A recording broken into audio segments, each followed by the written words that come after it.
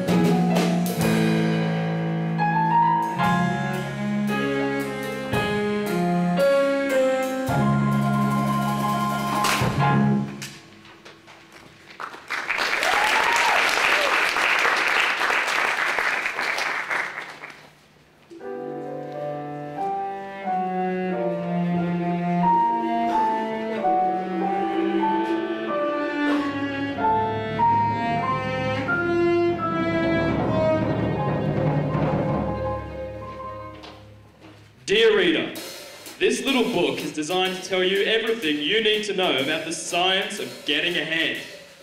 Now let us assume that you are young, healthy, clear-eyed and eager, anxious to rise quickly and easily to the top of the business world.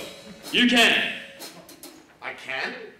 If you have education and intelligence and ability, so much the better. But remember that thousands have reached the top without any of these qualities. Just have courage and memorise the simple rules in the chapters that follow. If you truly wish to be among the lucky golden few, you can. I can. How to apply for a job. How to advance from the mailroom. How to sit down at a desk. How to dictate memorandums. How to develop executive style. How to commute in a 3-button suit with that weary executive smile. This book is all that I need. How to succeed.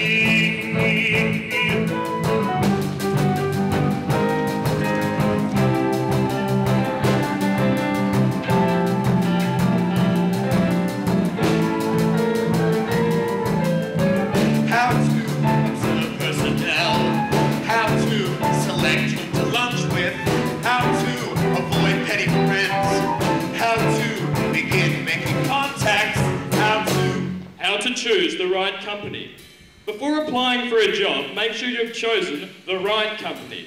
It is essential that a company be a big one. It should be at least big enough so that nobody knows exactly what anyone else is doing.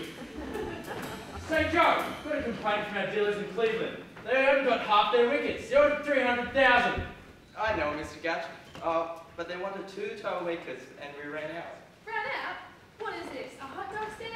Look, this is the Worldwide Wicket Company. We're supposed to be the single largest producer of wickets in the world. Take it easy, Mr. Gatch. There was trouble at our Eastern plant, a breakdown. Get on the ball. I want to keep Cleveland wicket-minded. Yes, sir. Oh, Matthews, any news of that breakdown? I'm feeling much better now. What are you saying, Secretary? You don't have memo? What memo? My memo about memos. We're sending out too many memos and it's got to stop. Oh, okay. I'll write a memo. The right company.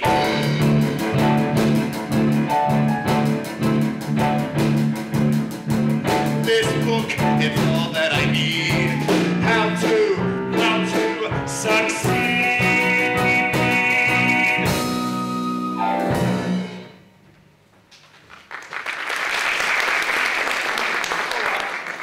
Excuse me, sir. Excuse me.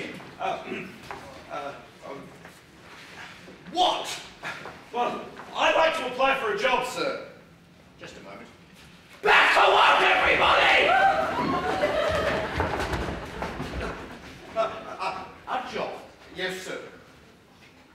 Do you know who I am? No, sir. I'm J.B. Bigley. I'm president of this company. That's who I am. In fact, that's who the hell I am. How dare you ask me for a job? Oh, sir, I'm just thinking that perhaps... Well, why do you think I have a personnel man? Why do you think I have a whole damn personnel department? Son, you bumped into the wrong man.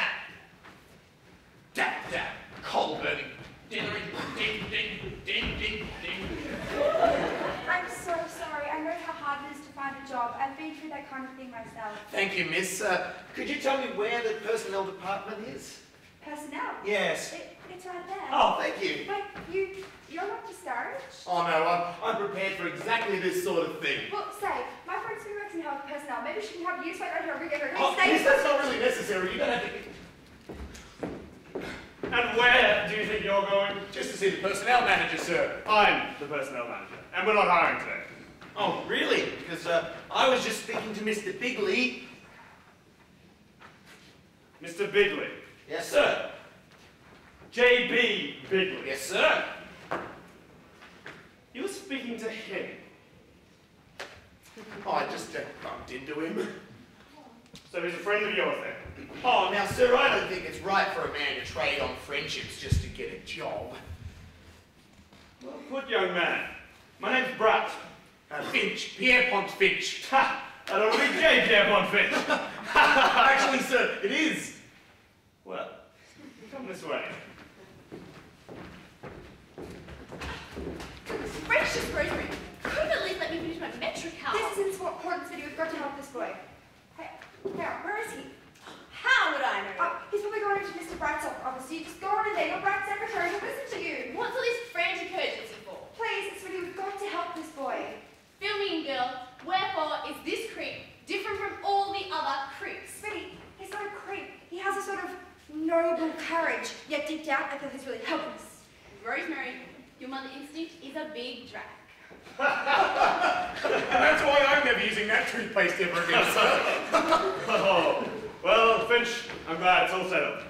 Good to have you on board. Glad to be shipping out with you, sir. Now, Who's that? That's my helpless friend. Oh, isn't he adorable? Adorable. Maybe. Helpless. No. Shut up, Smitty. I just hope he hasn't got a girl. Smitty. Yes, sir. Smitty, this is the new Mr. Finch. Why, hello there. My name is Pilkington, Rosemary Pilkington. Hello. Hi. Mr. Finch will be starting out in the mailroom. Glad you don't mind that, Finch. Oh, no, sir. Even in a big pond like this, everybody's got to start as a little fish. Even a barracuda.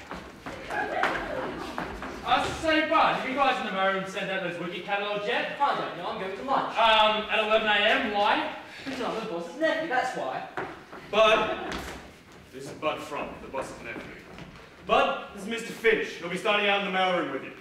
Hi, Finch. I'm Bud Frump, J.B. Bigley's nephew. Ah, how do you do?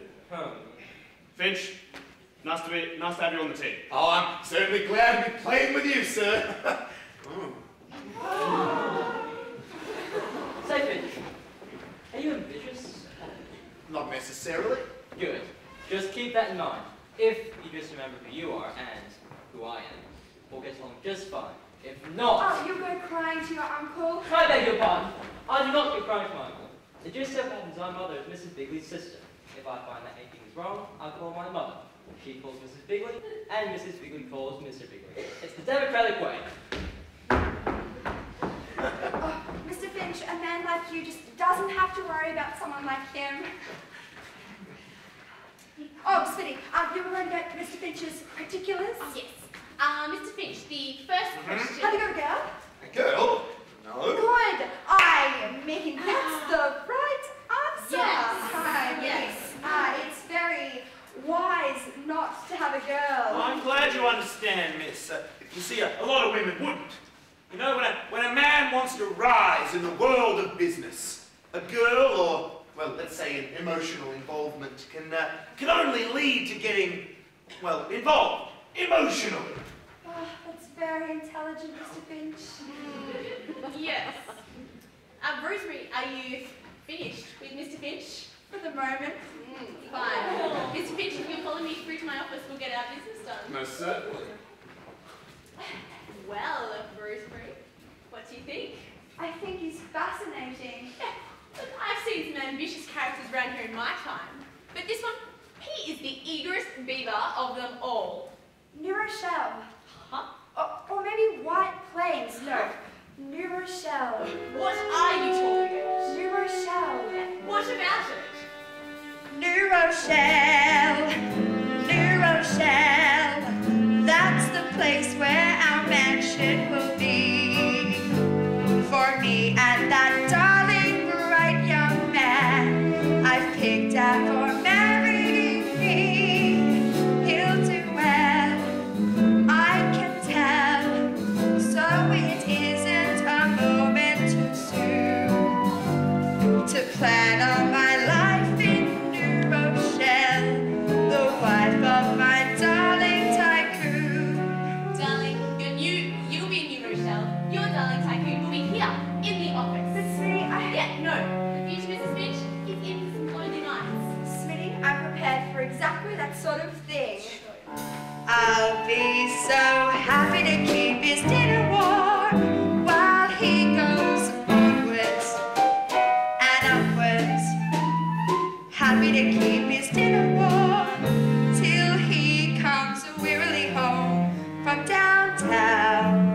I'll be there waiting until his mind is clear while he looks through me, right through me, waiting to say good evening, dear. I'm pregnant. What's new with you? From downtown. Oh, to be loved by a man I respect, to bask in the glow of his perfectly understandable neglect.